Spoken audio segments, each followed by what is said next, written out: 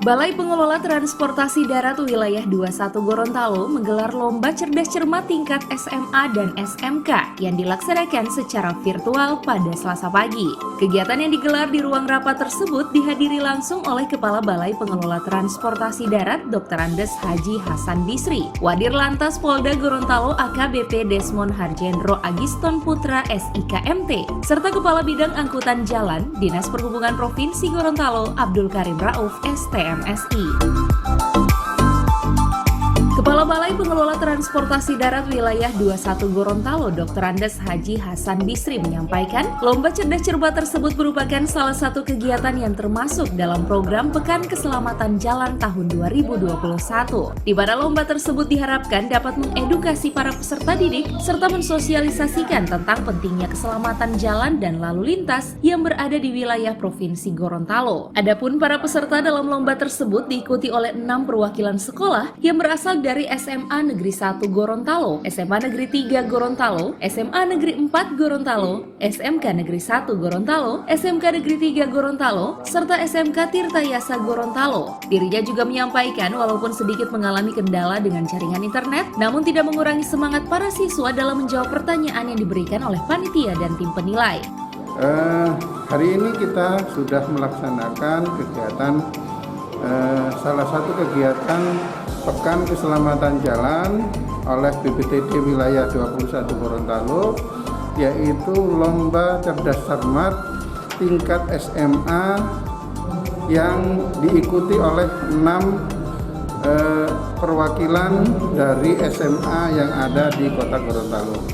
Terdiri dari 3 SMA dan 3 SMKN. Dan hasil yang diperoleh sangat memuaskan, di mana seluruh peserta antusias mengikuti kegiatan ini. Baik Pak, untuk kuis yang di sendiri bagaimana Pak? Ya, untuk pertanyaan-pertanyaan yang sudah disampaikan pada dasarnya itu anak-anak peserta itu sangat tanggap dan cepat merespon jawaban dari pertanyaan-pertanyaan yang kita berikan.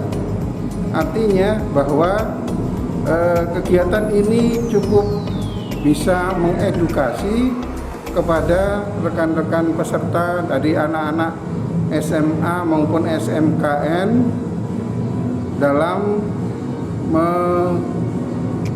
menerima pembelajaran terkait dengan keselamatan jalan lalu lintas yang ada di Gorontalo ini.